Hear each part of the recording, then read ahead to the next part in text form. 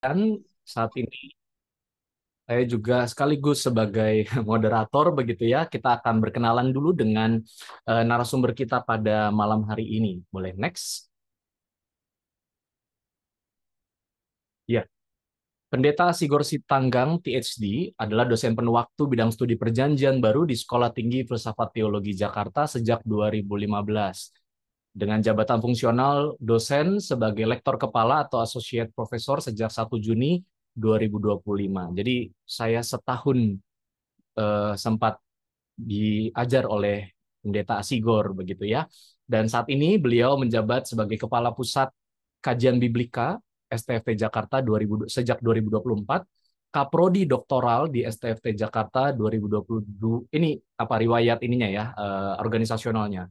Lalu koordinator unit penerbitan dan informasi di STFT Jakarta tahun 2016 sampai 2018. Nah, kalau dari studinya, beliau S1 dan S2 dari STFT Jakarta, dan S3-nya menempuh studi di Fakultas Teologi Universitas Göttingen, Jerman, lulus tahun 2015. Jadi begitu lulus, langsung kembali ke STFT, mengajar, dan seterusnya, dan sebagainya.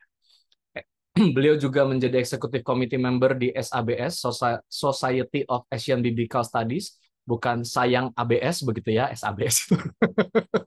Sejak 2024, Wakil Ketua ISBI, Ikatan Sarjana Biblika Indonesia, dan Ketua ISBI ada 2 periode ya, 2018 dan juga 2025. Kalau nanti salah biar Pak Asigor mengoreksi.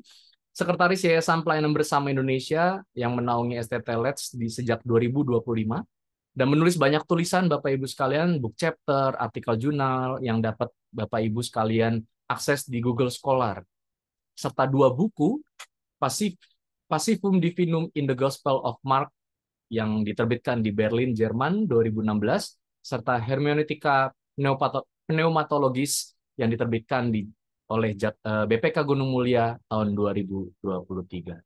Ya, jadi kita akan bersama-sama mengikuti pendalaman kita tentang kitab Wahyu. Jadi memang sebenarnya kalau Bapak Ibu perhatikan, kita sudah selesai nih membaca Alkitab dari Perjanjian Baru, khususnya dari Matius sampai pada Wahyu di 2 minggu kemarin, betul ya? Nah, memang acara ini atau kegiatan ini kita pakai sebagai penutup dari pembacaan Perjanjian Baru sebelum nanti kita akan masuk ke dalam pembacaan Perjanjian Lama yang nanti informasinya akan kami sampaikan di grup maupun juga melalui warta jemaat gitu ya. Nah, nanti buat teman-teman yang belum mengikuti ataupun yang berkerinduan untuk bersama-sama kita membaca Alkitab sekaligus juga bisa bertanya, bisa mendalaminya di dalam webinar-webinar Alkitab eh, yang akan dilakukan beberapa waktu atau waktu-waktu ke depannya, maka silakan nanti mendaftar, tunggu informasinya supaya bisa masuk dalam grup-grupnya. Oke, langsung saja saat ini kita akan mendengarkan pemaparan dari Pendeta Asigor Sitanggang berkaitan dengan tema yang seru, membongkar kode rahasia ya. Kita bukan lagi bongkar Da Vinci Code ya Pak Asigor ya. Ya, tetapi kitab Wahyu yang kalau Bapak Ibu baca penuh dengan simbol-simbol yang kadangkala ini apa maksudnya? Ini mungkin nggak sih ada, dan apakah memang ini seperti apa yang tertulis itulah hewan ataupun bentuk yang sebagaimana adanya sekarang. Nah, supaya kita tidak terjebak pada simbolisme ataupun juga kebingungan, saat ini Pendeta Sigor selama kurang lebih 1 jam 15 menit ke depan kami berikan waktu untuk memberikan pemaparannya. Demikian. Silakan Pak Sigor. 1 jam 15 menit ya. Ya. Kurang atau cukup Pak? Ah, ngikut saja ya. Pokoknya nanti kalau saya udah kelamaan di stop saja nggak apa-apa ya. Baik. Nanti kalau mau ada yang bertanya, ini bisa langsung di chat Bapak Ibu ya supaya nanti pada waktu tanya jawab bisa bisa apa namanya kita menggunakan waktu dengan maksimal. Ya, baik, kita mulai ya rekan-rekan sekalian. Sudah 18 menit lewat jam 8. Saya langsung saja. Nanti kalau ada yang mau bertanya silakan chat. Silakan juga menyaksikan ulang kalau ada yang belum mengerti. Selanjutnya jika ada juga yang ingin mendalami secara khusus silakan bisa melalui Pak Yohanes maupun Pak Tio bisa menanyakannya ke saya. Baik, kita mulai dulu untuk penulis ya. Nanti simbol itu bisa dibilang bagian kedua, bagian inti. Tapi pendahuluannya tetap harus diberikan, walaupun Ibu Bapak tadi saya dengar dari Pak Yohanes sudah membaca seluruh Perjanjian Baru ya. Nampaknya di GKI gerakan membaca Alkitab sekarang sedang marak-maraknya. Karena di Kebayoran Baru juga tahun lalu saya pernah diminta memimpin komisi gabungan ya, wilayah gabungan begitu, dan bicaranya tentang ini juga, tapi bukan wahyu, tapi tentang membaca Alkitab. Nah, baik, penulis memperkenalkan diri sebagai Yohanes. Nanti kalau tadi Ed Subs bukan sayang ABS, maka Yohanes ini Yohanes bukan ABS gitu ya. Nah, penulis Kristen mula-mula, bapak-bapak gereja seperti Justinus Martir, Irenaeus, kemudian juga disebutkan dalam kanon Muratori, kemudian juga Tertullianus, kemudian Clement dari Alexandria. Ini melihat Yohanes sebagai penulis kitab ini. Yohanes mana? Yohanes Rasul tentu yang dimaksud begitu ya. Dan ini berarti inilah pembacaan tradisional yang umum bahwa penulisnya adalah Yohanes Rasul. Tetapi apakah itu tidak dikontestasi? Tentu ya pasti selalu dalam setiap studi pandangan-pandangan lama pasti akan dikontestasikan, pasti akan dipertanyakan benar atau tidaknya begitu ya. Dalam Wahyu dikatakan dia menulis kepada orang-orang percaya yang ada di Asia Kecil. Asia Kecil ini sebetulnya nama provinsi ya Ibu Bapak. Jadi kalau Ibu Bapak membaca Asia Kecil di dalam Alkitab PB, itu bukan benua Asia, tapi itu provinsi di wilayah Kekaisaran Romawi. Jadi harus dibedakan ya, Little Asia atau Minor Asia Minor lebih tepatnya gitu. Dan itu adalah nama provinsi, bukan nama benua. Dan di situ di Kitab Wahyu di pembuka dia menulis tentang dirinya sebagai saudara sekutumu dalam kesusahan, dalam kerajaan dan dalam ketekunan menantikan Yesus yang berada di pulau yang bernama Patmos oleh karena firman Allah dan kesaksian yang diberikan oleh Yesus. Jadi dengan kata lain Kitab Wahyu itu sendiri menyebutkan dirinya dengan perkenalan seperti ini, gitu ya, dengan perkenalan seperti ini. Nah, sekarang banyak ahli PB yang mempertanyakan apakah memang benar Kitab Wahyu ditulis oleh Rasul Yohanes. Dan sebetulnya ini adalah hal yang lumrah dalam studi akademik gitu ya. Markus pun dipertanyakan apa betul dari Markus, Matius juga dipertanyakan, dan seterusnya. Kemudian dibuktikanlah bahwa itu bukan dari Markus. Kemudian penelitian berikutnya membuktikan mungkin Markus yang lain. Kemudian balik lagi mulai menerima lagi dari Markus. Jadi selalu seperti itu. Demikian juga dengan Kitab Wahyu. Banyak ahli PB yang mempertanyakan apa betul memang dia ditulis oleh Rasul Yohanes. Mengapa? Misalnya karena ada perbedaan mendasar yang mencolok dalam gaya bahasa antara Injil Yohanes dengan Wahyu Yohanes. Sehingga para pakar meragukan Kitab Wahyu ini ditulis oleh Rasul Yohanes. Gramatika Yunani dalam Injil Yohanes sederhana tetapi akurat. Sebaliknya dalam Kitab Wahyu terdapat irregularitas, ketidakteraturan. Artinya nggak baku begitu, sistem gramatik yang tidak baku digunakan. Sementara kalau Yohanes dia simple, sederhana, tapi baku gitu ya. Artinya kalau di bahasa Indonesia misalnya sistemnya SPOK gitu, walaupun sederhana gitu ya. Sementara kalau Kitab Wahyu dia bisa tidak teratur. Dan sebagian pakar berkata bahwa ini penulisnya tidak benar-benar ahli dalam bahasa Yunani. Nah, ini jadi persoalan. Mengapa jadi persoalan? Karena sebetulnya ada dua sisi. Pada sisi yang pertama, penemuan-penemuan terbaru mengatakan pada era Tuhan Yesus semua orang minimal berbahasa 4 gitu. Jadi quadrilingual, bukan bilingual. Sebelumnya orang pakar PB akan berkata Yesus itu berbahasa Aram karena Aram adalah bahasa percakapan pada saat itu di Israel atau di Palestina, lingua franca di sana. Tapi penemuan-penemuan yang lebih baru menunjukkan tidak, mereka paling tidak 4 bahasa. Pertama Aram tadi di antara sesama orang Israel, Aram itu adalah bahasa sebetulnya bahasa Syria atau Asyur dengan huruf alfabetnya Ibrani. Kemudian yang kedua, bahasa Ibrani sendiri, bahasa asli mereka. Tapi pada waktu itu mengalami eksklusivisasi, jadi makin eksklusif. Eksklusif di mana digunakan di bait-bait Allah, di bait suci, di sinagoge, di peribadahan dan seterusnya. Jadi bahasa liturgis begitu ya, bahasa sakral jadinya.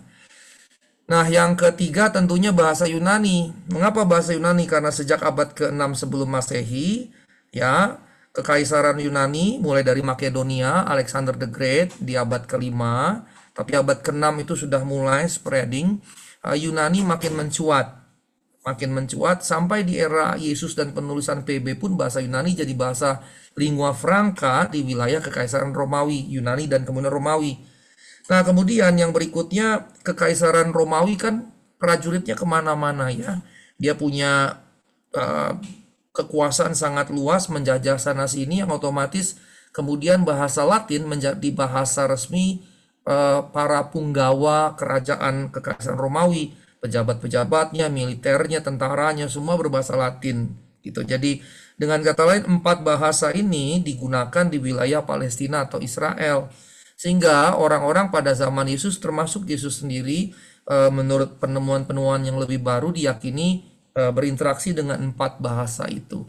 Nah, bisa dibayangkan 2000-an tahun yang lalu sebuah masyarakat yang ya jumlahnya relatif luasnya lumayan, bukan hanya Israel tapi di sekeliling itu juga, bayangkan berbahasa minimal 4 gitu.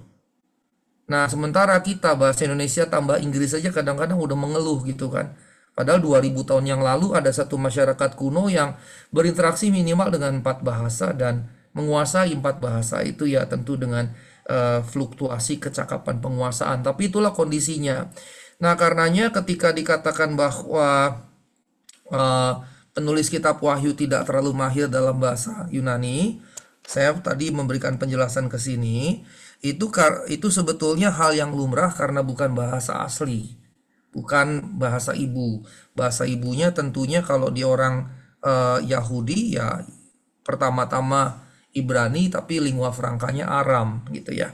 Tapi toh ini menunjukkan berarti dia juga bisa bahasa Yunani gitu ya. Nah, ini perbedaan yang mencolok. Kemudian terdapat perbedaan juga dalam gaya penulisan dan konten teologisnya. Konten teologisnya juga nampak. Nah, kalau misalnya kita perhatikan misalnya dalam Wahyu, Yesus masih terus digambarkan sebagai anak domba, gitu ya, anak domba. Dalam Injil Yohanes cukup sering Yesus justru disebut gembala, gembala domba. Misalnya dia berkata ada padaku domba-domba, gitu kan, aku pintu menuju domba-domba, aku gembala. Dan ketika dia bilang aku gembala domba-domba, terus dia bilang lagi ada padaku juga domba-domba dari tempat yang lain. Itu kan domba-domba yang asli Israel, domba-domba yang itu kan kita sebetulnya gitu ya. Nah, di Yohanes kan, di Injil Yohanes itu yang lebih mencuat. Sementara di Wahyu gambaran anak domba di surga justru ada tampil. Yang menarik lagi kemudian misalnya kitab Wahyu menghadirkan anak domba dan singa Yehuda. Ini gambaran yang sebetulnya dalam dunia nyata itu mustahil hadir bersamaan. Tidak mungkin singa dan domba hadir pada waktu yang bersamaan. Akan dimangsa, diterkam gitu. Tapi Yesus dihadirkan sebagai pertama singa Yehuda, sisi yang lain domba. Dan dombanya pun masih ada luka-luka gitu ya. Nah, itu gambaran yang menarik yang tidak ada dalam Injil begitu ya. Itu terkait dengan gaya penulisan, konten teologis dan seterusnya. Dan perbedaan ini bagi sebagian pakar mungkin karena apa? Karena ini kitab apokaliptik. Nah, saya di kampus STFT Jakarta sejak 4 tahun lalu mengampu mata kuliah apokaliptisisme dan dunia baru. Ini baru minggu kedua. Dan tadi misalnya saya menjelaskan apa sih bedanya eskatologi apokaliptik dan eskatologi non-apokaliptik.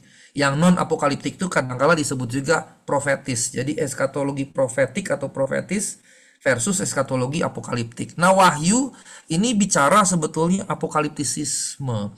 Nah, apokaliptisisme itu bicara akhir zaman, itu eskatologi, tapi secara spesifik akhir zaman yang akan disertai dengan digantinya langit lama bumi lama dengan langit baru bumi baru. Jadi ciri khas apokaliptik ada pergantian itu. Dan di kitab Wahyu, Bapak yang sudah selesai membaca pasti tahu Wahyu pasal 21 bicara tentang ini. Tapi kita akan tahu juga bahwa sebetulnya Yesaya ini, Wahyu 21 ini dari mana? Dari Yesaya. Yesaya 65 dan 66. Nah, kemarin dalam mata kuliah itu selain distingsi antara eskatologi apokaliptik dan non apokaliptik, saya juga mengajak mahasiswa mendalami ini 65 dan 66. Kenapa? Karena istilah langit baru, bumi baru dalam kitab Wahyu itu berasal dari sini sebetulnya. Gitu ya, berasal dari Yesaya 65 sampai 66. Tapi karena kita bicara kitab Wahyu, yang Yesaya kita abaikan, tapi nanti di topik itu saya akan singgung sedikit. Nah, ada banyak kemiripan juga selain perbedaan di antara keduanya. Di antara semua kitab PB, hanya Injil Yohanes dan Wahyu yang menyebut Yesus sebagai firman Allah. Dan ini berarti karakteristik khas, ciri khas dari kami menyebutnya dalam studi biblika itu Corpus Johanninum. Corpus Johanninum ini mencakup Injil Yohanes, 1, 2, 3 Yohanes, dan Wahyu Yohanes. Maka kalau rekan-rekan memperhatikan, sudah selesai baca PB, tidak pernah ada selain Yohanes, Injil Yohanes, dan Wahyu, Yesus disebut firman Allah. Allah berfirman, yes. Yesus berfirman, yes. Tapi Yesus adalah firman Allah cuma ada di Yohanes pasal 1 ayat 1 sampai 18.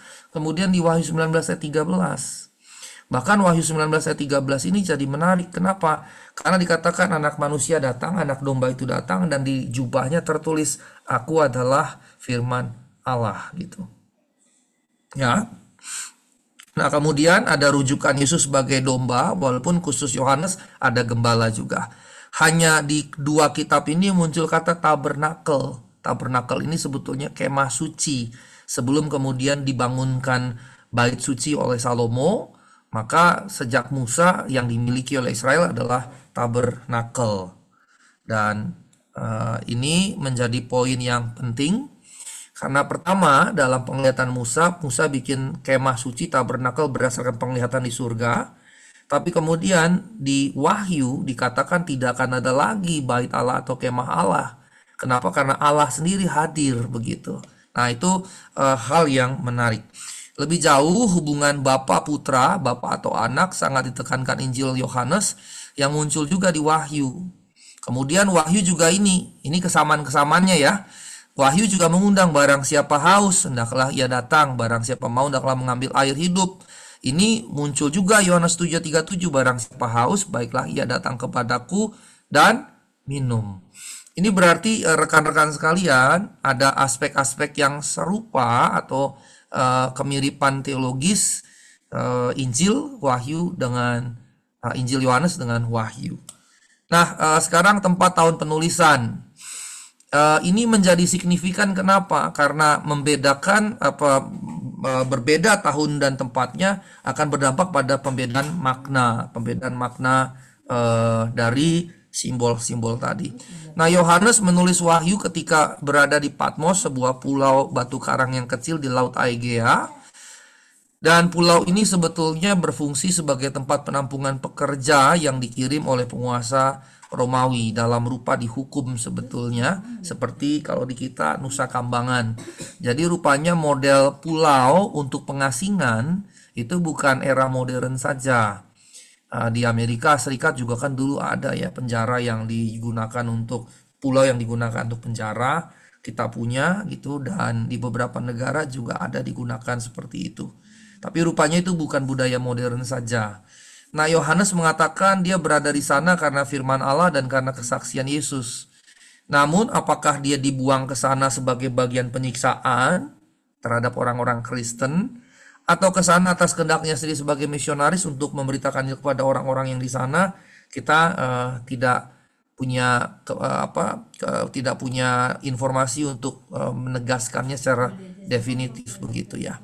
Nah, tradisi kuno Kristen meneguhkan kesaksian Yohanes yang efektif akan Injil telah membuat penguasa-penguasa Romawi selama pemerintahan kekaisaran Romawi, yaitu Kaisar Domitianus, di mana dia dipaksa bekerja di antara orang-orang buangan lainnya. Jadi tradisi kuno ini menegaskan dia orang buangan gitu ya.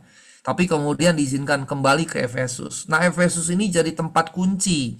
Pertama, pada satu sisi itu adalah gereja yang dibangun oleh Rasul Paulus. Tapi pada sisi yang lain, di Efesus ini ada penatua bernama Yohanes. Nah, ini menjadi unik. Kenapa? Karena ada yang menganggap sama, Rasul Yohanes itulah penatua di di daerah Efesus itu. Tapi Anda berkata tidak, Yohanes yang penatua di Efesus, gereja Efesus itu orang lain dan dialah yang menulis Wahyu. Sehingga karenanya Wahyu Yohanes diatribusikan kepada Yohanes, bukan rasul tapi penatua di kota Efesus itu. Ya, jadi Efesus ini play a significant role ya, baik dalam surat-surat Paulus maupun dalam surat atau wahyu gitu. Di surat Paulus, bahkan di Kisah Rasul misalnya, sebelum Paulus pergi ke Yerusalem dan ditangkap di Yerusalem, dia pamitan dulu kepada para penatua di Efesus.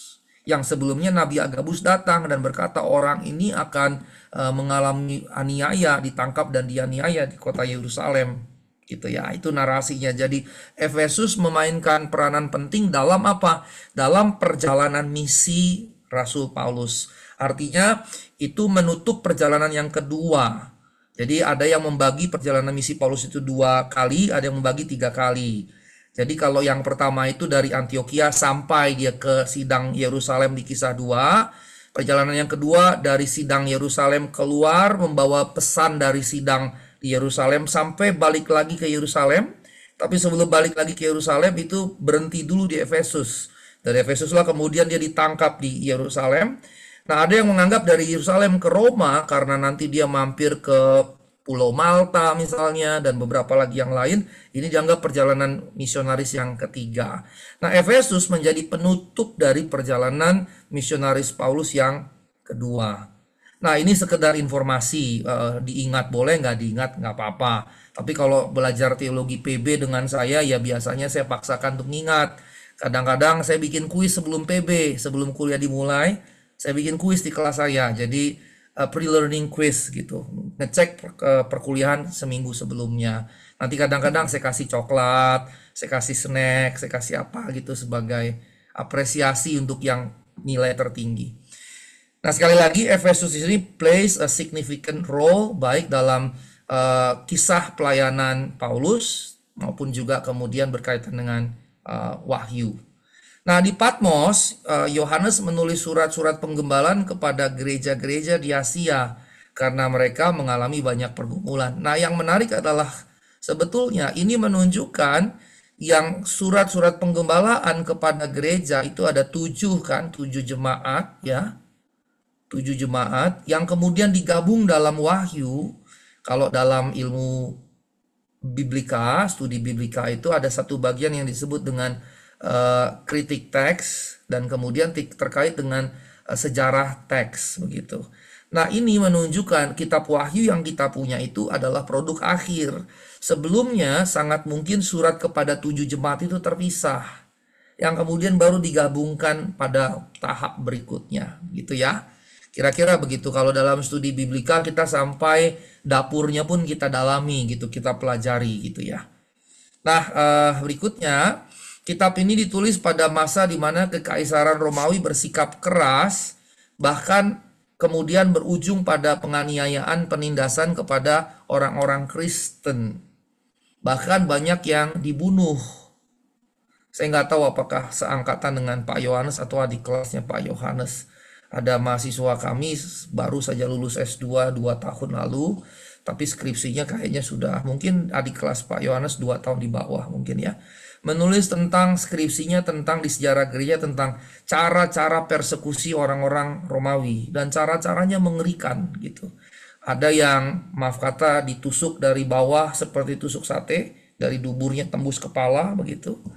Ada yang kemudian kakinya diikat di kiri, tangannya tangannya di kanan, kaki kiri diikat dengan semacam gerinda besar gitu, yang kanan juga dengan gerinda besar yang ditarik berlawanan arah, yang lama-lama putus badannya. Dan ada banyak lagi seni quote unquote terkait dengan cara-cara penyiksaan mereka. dan mengerikan sebetulnya.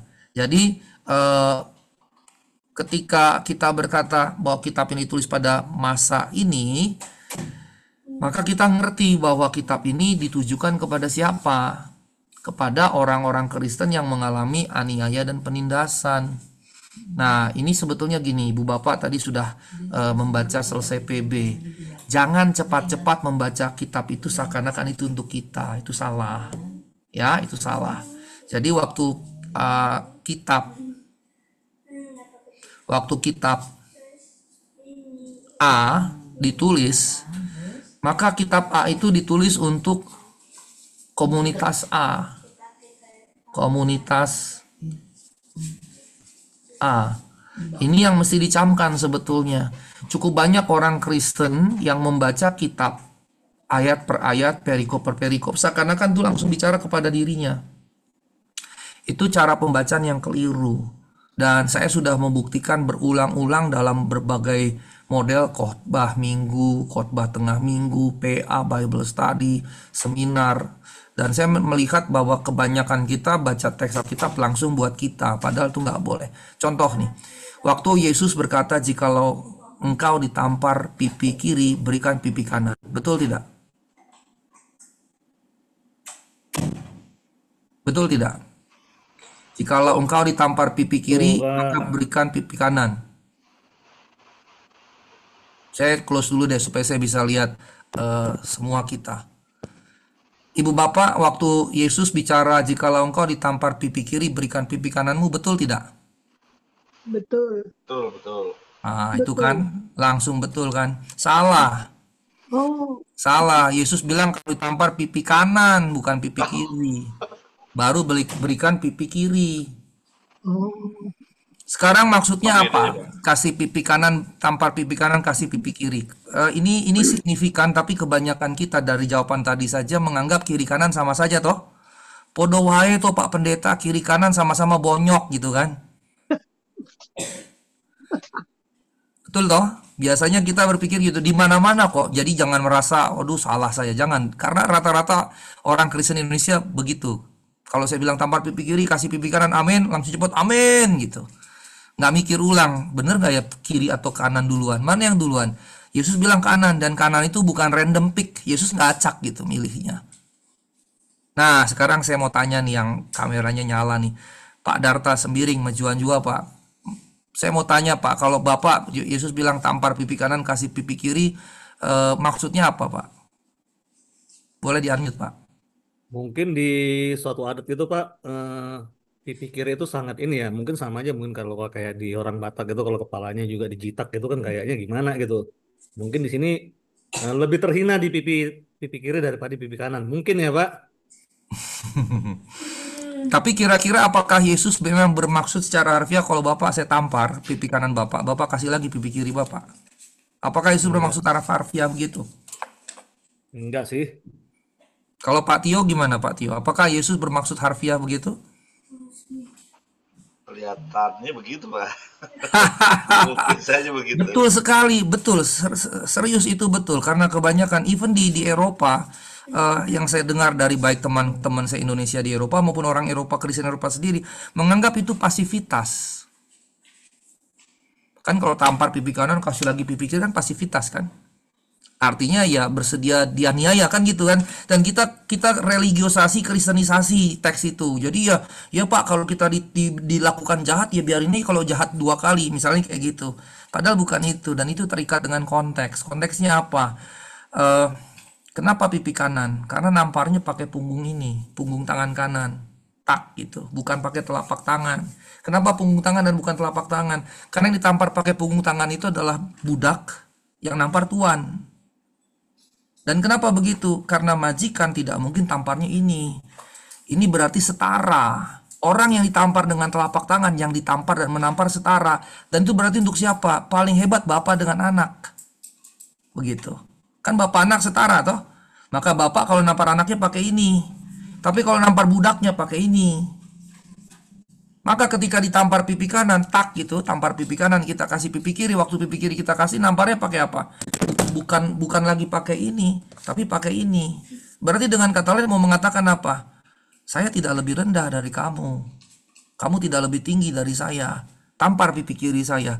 Kalau dia mau nampar, berarti dia apa? Merendahkan dirinya. Kalau dia majikan nampar budak, harus pakai ini. Tapi kalau dia tampar pakai ini, berarti dia nganggap dirinya setara dengan budak. Maka itu adalah perlawanan nir kekerasan. Maka poinnya adalah lakukanlah perlawanan melawan kejahatan tanpa kejahatan. Lakukanlah perlawanan melawan kekerasan tetapi tanpa kekerasan, nir kekerasan.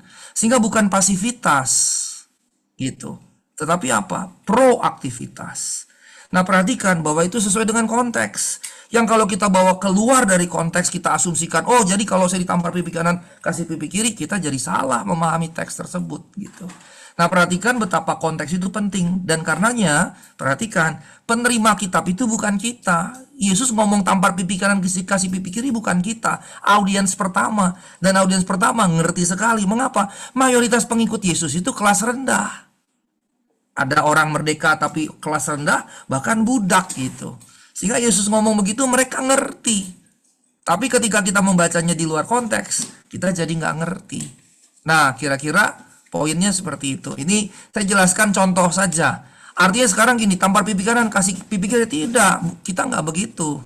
Maka kalau gitu gimana? Kita dalam konteks kita sekarang mesti menemukan dalam konteks kita sekarang perlawanan nir kekerasan seperti apa. Karena konteks kita bukan lagi budak majikan kan.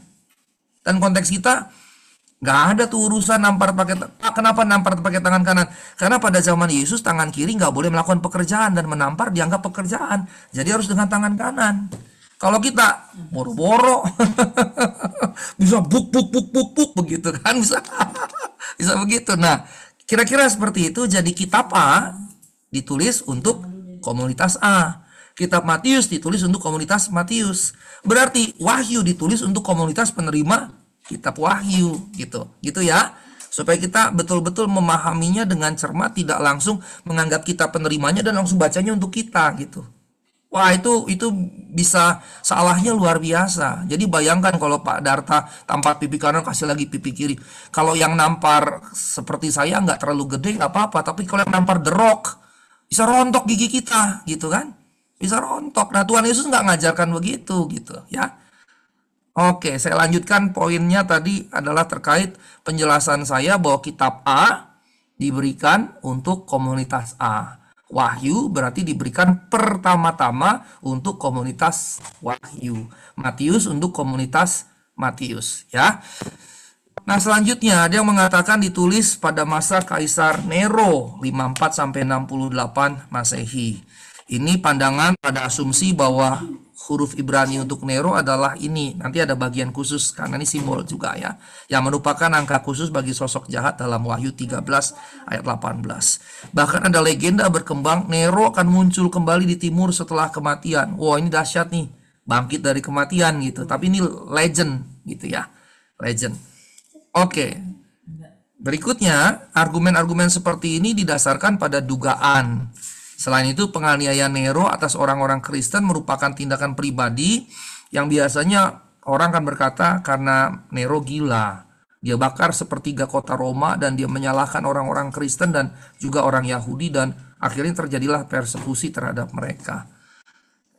Dan karenanya memang pemimpin tidak boleh diserahkan kepada orang gila ya.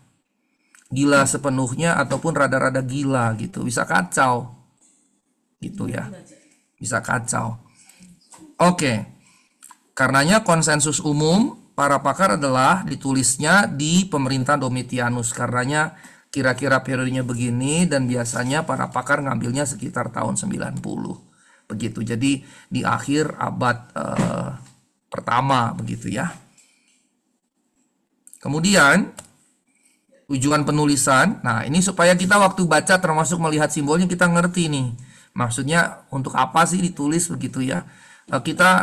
Cara baca kita cenderung futuristik dan eskatologis. Nanti akan saya jelaskan sedikit juga cara pembacaan, beragam cara pembacaan ya.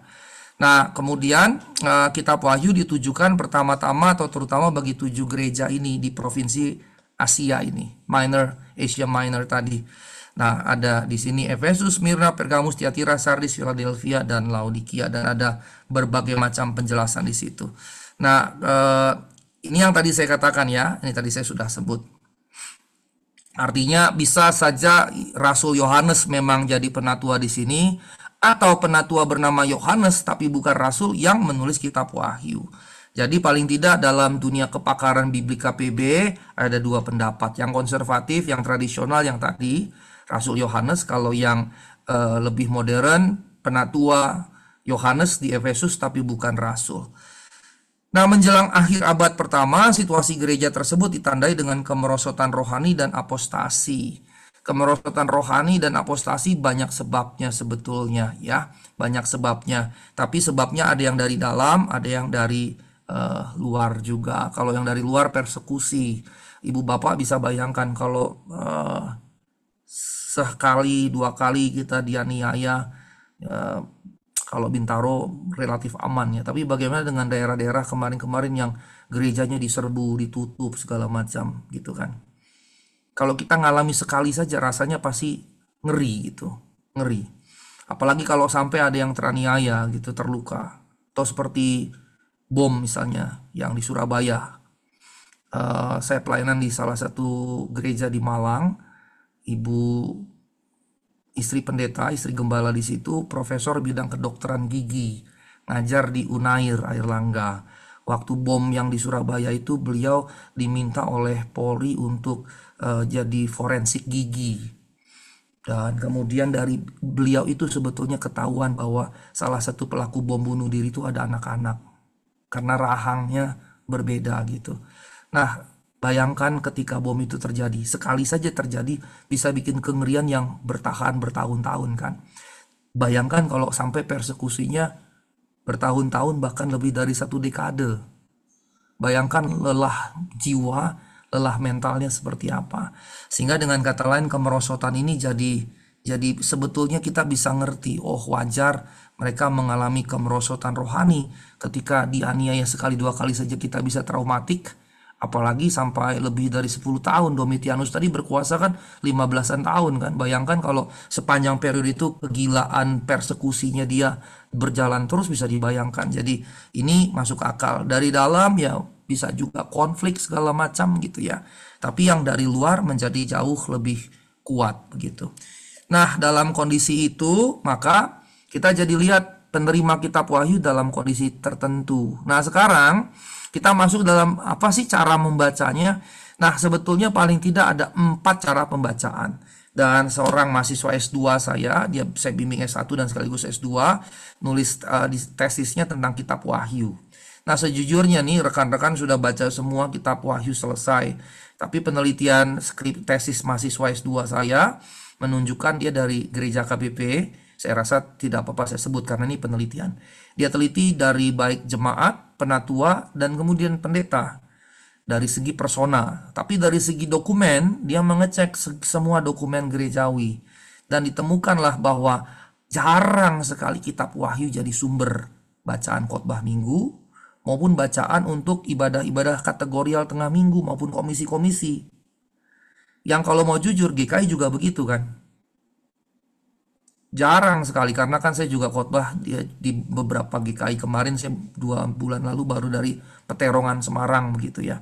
Nanti besok saya di Puri, nanti ada di Kedoya juga ibadah minggu dan seterusnya.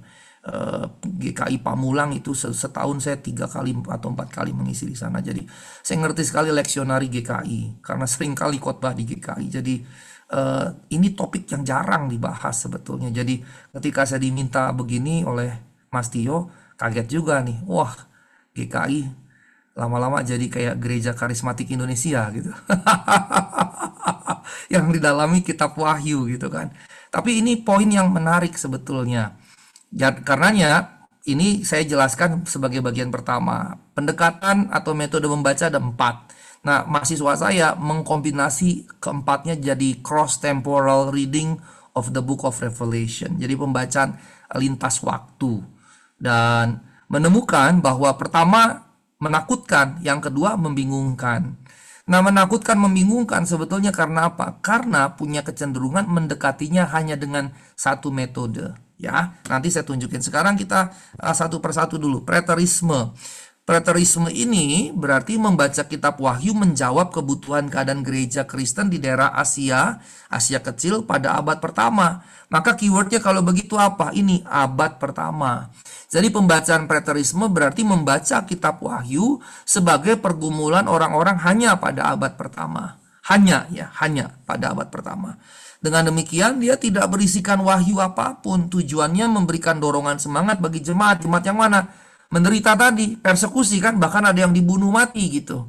Ya, dikejar-kejar dan seterusnya. Baik pada era Nero maupun kemudian pada era Domitianus, kekristenan mengalami kejadian-kejadian yang mengerikan gitu ya. Bahkan misalnya Kaisar Romawi meminta supaya dia disembah sebagai Tuhan dan Allah gitu. Bayangkan. Pada era Daniel saja kan orang Israel menolak gitu. Ternyata 7 abad kemudian muncul lagi kaisar yang agak-agak maniak begitu. Kemudian minta disembah sebagai Tuhan dan Allah atau Allah dan Bapa kita gitu ya. Nah, ini cara pembacaan berarti sebatas bagi jemaat pada abad pertama. Nah, idealisme kitab Wahyu berbicara mengenai pertarungan kebaikan dan kejahatan secara umum sehingga tidak diterapkan pada periode waktu manapun. Ini pembacaan yang kedua. Jadi yang dibicarakan sebetulnya adalah sosok sesuatu yang ideal gitu. Jadi antara kebaikan dan kejahatan dia bertarung. Maka kita akan lihat misalnya penyebutan baik dan buruk, terang dan gelap, iblis dan Tuhan. Selalu ada perbandingan seperti itu gitu. Dan bukan berarti ini jadi 100% salah. Justru sebetulnya pembacaan ini disebabkan karena munculnya ada semacam tesis antitesis tadi, terang, gelap, baik, buruk, iblis dan Tuhan. Jadi ada seperti itu. Sehingga nampaklah oh ini pertarungan kebaikan versus kejahatan. Kira-kira seperti itu ya. Saya bicara singkat saja, sekedar menunjukkan ada model-model pembacaan. Kalau ingin mendalaminya ya silakan, ada banyak literatur yang bisa digunakan mendalami empat ini. Yang ketiga adalah futurisme. Kitab Wahyu bernubuat tentang kejadian-kejadian di masa yang akan datang, khususnya 4-22 sebelum kedatangan kembali Kristus. Ya, kedatangan kembali Kristus. Yang berikutnya yang keempat historis atau historisisme. Nah, kalau historisisme ini menyediakan satu presentasi simbolik mengenai garis besar profetik akan perjalanan sejarah masa yang akan datang, dimulai di era para rasul. Ada yang berkata hingga akhir zaman, ada juga yang berkata ya sampai pada zaman kita sekarang, sehingga dikaitkan dengan kejadian-kejadian present gitu ya, kejadian-kejadian masa kini, kekinian gitu. Nah, karenanya mahasiswa saya bersama saya tentunya melakukan penggabungan dari beberapa metode ini. Karena apa? Karena pembacaan kitab Wahyu hanya bisa dibaca dengan cross temporal reading ini, lintas waktu. Jadi nggak hanya salah satu dari pendekatan ini, tapi pembagiannya. Contohnya, ketika kita bicara 666, angka itu menunjuk Kaisar Nero. Nanti ada penjelasan saya. Tapi dia juga bisa digunakan untuk menunjuk pada karakter-karakter yang muncul dalam sejarah yang memiliki karakter neroik gitu, seperti Nero. Termasuk Domitianus itu neroik gitu. Neroik maksudnya apa? Ada kebuasan dan juga kepuasan untuk melakukan kejahatan gitu. Kita kan kalau misalnya bersalah kita menyesal kan, kalau kita melakukan sesuatu yang salah kita menyesal. Kalau karakter neroik bukan lagi sekedar tidak menyesal, bahkan dia dipuaskan dengan perbuatan-perbuatan seperti itu gitu ya. Jadi kayak masokis atau maniak dan seterusnya. Bahkan pada titik itu dia merasa dirinya pahlawan gitu. Seperti Nero, dia membuang orang-orang karena dia tuduh orang-orang itu membakar kota Roma, jadi menyelamatkan kota Roma. Nah, pembacaan cross temporal reading ini justru menjadi tepat karena ada bagian yang sudah terjadi, ada bagian yang sedang terjadi, ada bagian yang sudah dan sedang dan masih akan terjadi, ada bagian yang baru nanti akan terjadi. Pasal 21-22, langit baru bumi baru, kedatangan Yesus itu kan masih nanti gitu. Jadi ada bagian yang sudah terjadi, ada bagian yang sedang terjadi. Sedang terjadi itu ya musibah, ya kelaparan, ya peperangan, itu kan berulang-ulang. Jadi sudah, sedang dan masih akan terjadi, tapi nanti baru akan terjadi, ada juga kedatangannya. Jadi kira-kira pembacaan yang disarankan adalah cross temporal reading. Nah, natur simbolisnya, sekarang kita masuk bagian utama kita. Salah satu fitur khas dalam kitab Wahyu adalah bahasa yang tersembunyi dan simbolis. Wahyu tidak berisikan presentasi-presentasi fotografis akan kenyataan-kenyataan surgawi atau kejadian-kejadian yang akan datang yang dipahami secara harfiah. Jadi dia bukan kayak sebuah foto, nih kejadian ini di foto, ini nanti akan terjadi seperti ini. Bukan seperti itu gitu ya. Pesan-pesannya harus ditangkap melalui apa? Presentasi simbolik figuratif tersebut. Jadi simbol itu memberikan makna figuratif, bukan makna harfiah gitu. Ini prinsip dulu nih. Prinsip dulu ya yang mesti kita pegang waktu kita baca. Namun bahasa di mana penglihatan-penglihatan tersebut disampaikan adalah bahasa manusia. Artinya walaupun figuratif bukan sama sekali tidak dimengerti, tidak bisa dimengerti, tidak. Kebalikannya justru bahasa-bahasa figuratif itu justru dituliskan dalam bahasa manusia sesuai dengan waktu, tempat, keadaan saat Yohanes menulis. Karena ya kalau gitu gimana? Ya pembaca yang tadi saya katakan, kitab prinsipnya nih ya, Bapak jangan lupa nih, kitab A ditulis untuk komunitas A. Maka kitab Wahyu ditulis untuk komunitas kitab Wahyu, penerima kitab Wahyu. Yang berarti mereka mengerti tidak apa yang disampaikan dalam kitab Wahyu dengan bahasa simbolik figuratif? Ya mengerti. Sebetulnya karenanya dalam era mereka itu bukan rahasia sama sekali. Figurasi yang dimengerti. Pembuatan figur-figur, simbolisasi yang dimengerti begitu. Contoh nih.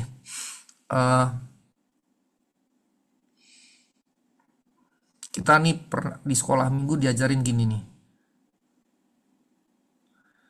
Lingkaran kecil, lingkaran besar. Udah gitu terus kita kasih simbol begini.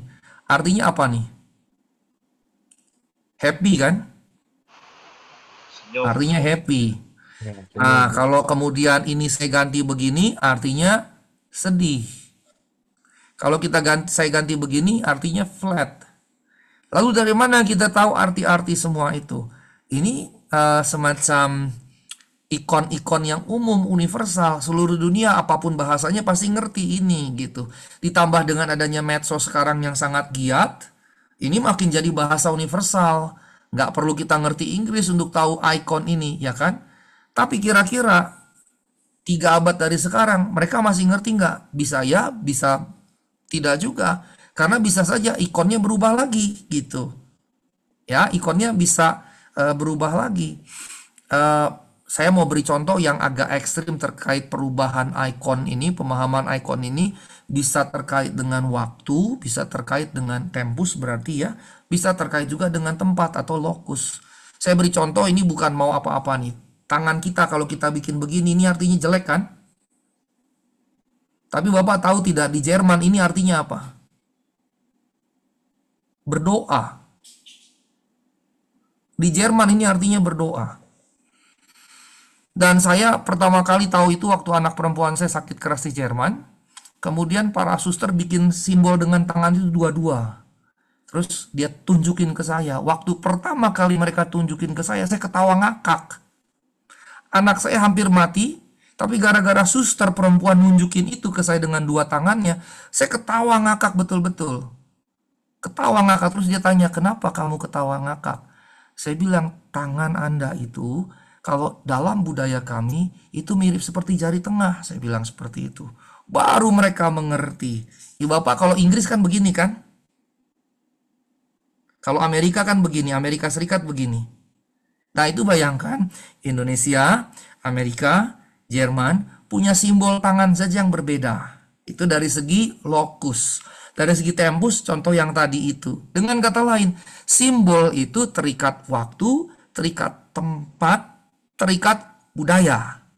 Nah, karenanya bagi masyarakat pada saat itu, ya, pada masyarakat saat itu, bahasa yang mereka gunakan dengan penglihatan itu dimengerti oleh mereka karena disampaikan pada waktu, tempat, keadaan Yohanes menulis gitu. Sesuatu yang bagi mereka umum sekali. Tetapi karena jaraknya sekitar 2000 sampai 1900 sampai 2000 tahun kemudian dengan kita, itu dari segi waktu, dari segi tempat juga beda jauh sekali, dari segi budaya juga beda jauh sekali, ya. Maka perbedaan yang sangat signifikan itu membuat kita jadi jadi bingung, bahkan takut gitu. Gambaran naga misalnya yang muncul, kita takut kan? Itu gambaran naganya 7 kepala. Kalau di dalam budaya Mesir itu Hydra gitu, yang digunakan oleh The Avengers di awal-awal gitu kan. Itu naga sebetulnya. Kemudian dalam bahasa Yunani drakon, Jermannya jadi Drache, Inggrisnya jadi dragon, kita naga begitu. Tapi sebetulnya gambaran naga bagi mereka tidak menakutkan. Sama seperti misalnya dalam masyarakat Tiongkok atau Tionghoa di Indonesia. Naga menakutkan tidak? Tidak. Kan gitu. Naga tidak menakutkan. Tapi bagi kita bisa jadi sangat menakutkan. Kira-kira gitu contoh untuk memberikan penekanan ini. Nah, sehingga Bapak mengerti gitu ya. Nah, Wahyu 1 ayat 3 mengindikasikan bahasa simbolik kitab Wahyu dimengerti oleh orang-orang Kristen pada zaman Yohanes. Begitu.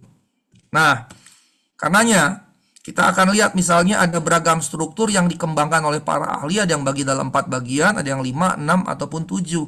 Yang bagi ke dalam 4 bagian, ini dibaginya juga menarik. 7 surat, 7 meterai, 7 trompet, 7 cawan. Sehingga angka 7 ini menjadi angka yang sangat penting dan sifatnya jadi simbolik begitu. Ya, simbolik. Dan biasanya memang dalam Alkitab ada banyak angka yang jadi simbolik. 1 itu jadi simbolik, 3 juga, kemudian 6, kemudian 7, kemudian 10 begitu. Ditambah kemudian 12 bangsa Israel. Nah, angka-angka ini memiliki pesan. Tetapi ini catatan juga, bukan berarti setiap kali angka itu muncul berarti itu simbolik, nggak juga gitu. Lalu bagaimana mengeceknya? Lihat perikopnya, lihat konteksnya.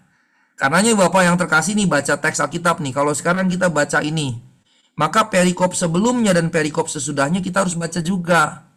Ini yang disebut dalam tafsir sebagai konteks minor, minor context. Kadang selain konteks minor disebut konteks dekat. Harus kita baca gitu, termasuk kalau kita nyiapin khotbah nih, selain Pak Yohanes kalau ada penatua disuruh nyiapin khotbah, maka ini harus dicek nih konteks dekatnya gitu, konteks minornya, supaya kita ngerti misalnya kalau dia digunakan angka 7 ini simbolik atau memang numerik gitu ya, simbolik atau numerik, supaya kita tidak keliru dalam memahaminya. Nah, berikutnya di tengah persekusi yang ada, kitab Wahyu sebetulnya memberikan pesan yang jelas, yaitu penderitaan tidak kekal. Ini pesan utama sebetulnya. Dan yang menarik kemudian diberikan semacam perbandingan paradoksikal. Penderitaan tidak kekal, seberapapun kita ngerasa lama, tidak kekal, hanya Allah yang kekal. Penderitaan temporer sifatnya, tidak permanen. Pada akhirnya tetap Allah dan kebenaran yang akan menang. Ini pesan utamanya. Dan ini penghiburan. Jadi waktu orang baca kitab Wahyu, penerima aslinya itu bukan ketakutan. Kita yang ketakutan. Tapi kalau mereka menerimanya tidak. Mereka terhibur justru. Mengapa? Pada akhirnya semua itu akan kalah. Pada akhirnya Allah dalam Kristus yang menang. Itu pesannya. Menghibur. Jelas menghibur kan? Di tengah saya menderita susah, harus lari dari pengejaran. Dalam pengejaran kadang-kadang kepanasan, kadang-kadang kedinginan, kadang gak ada makanan, kesusahan, betul-betul kesusahan. Dan mungkin ada yang terpisah dengan keluarganya karena ditangkap, dan bahkan ada yang dibunuh. Bahkan mungkin dia sendiri menghadapi ancaman kematian. Tapi kemudian mendapatkan penghiburan akan pengharapan yang berbasis ini. Begitu. Nah, karenanya ketika orang menderita, sebetulnya pengharapan bahwa penderitaan tidak selamanya itu udah sangat menguatkan. Begitu. Ya, di tengah penderitaan yang sepertinya semuanya serba gelap, kemudian ada pesan penderitaan tidak selamanya tapi ada pengharapan. Ini memberikan kekuatan yang besar bagi mereka. Nah, karenanya penghiburan ini pengharapan yang diberikan kepada orang percaya saat itu, bukan kita, yang mengalami persekusi. Nanti saya akan jelaskan sedikit di bagian akhir bagaimana seharusnya membacanya kalau kayak gitu, ya. Yang disampaikan dalam bahasa simbolik. Tetapi simbolik pun ini pada zamannya mudah dimengerti, bukannya susah. Nah, berikutnya ciri khasnya. Perhatikan, angka-angka. Angka merupakan hal pertama yang jadi pola penulisan. Yang mencolok itu adalah angka 7. Tadi saya sudah sebutkan.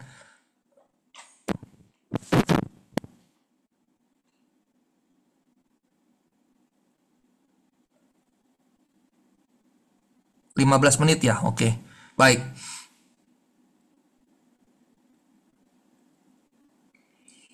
Dan berikutnya, secara eksplisit penggunaan angka 7 ditujukan kepada roh, kaki dian dari emas, meterai, tanduk, mata, malaikat, sangkakala, guru, mahkota, kepala, malapetaka, cawan, gunung, dan raja. Bayangkan, banyak sekali ya. Nah, kalau gitu 7 itu apa? 7 itu biasanya dikaitkan kepada Allah dan otomatis kepada kesempurnaan. Gitu ya. Jadi misalnya ada 7 roh, itu bukan berarti roh Allah ada 7 gitu. Jadi tidak harfiah, keliru. Tapi roh dalam kesempurnaannya, dalam kelengkapannya gitu ya. Jadi membacanya seperti itu. Jadi bukan bahwa ada 7 roh, bukan.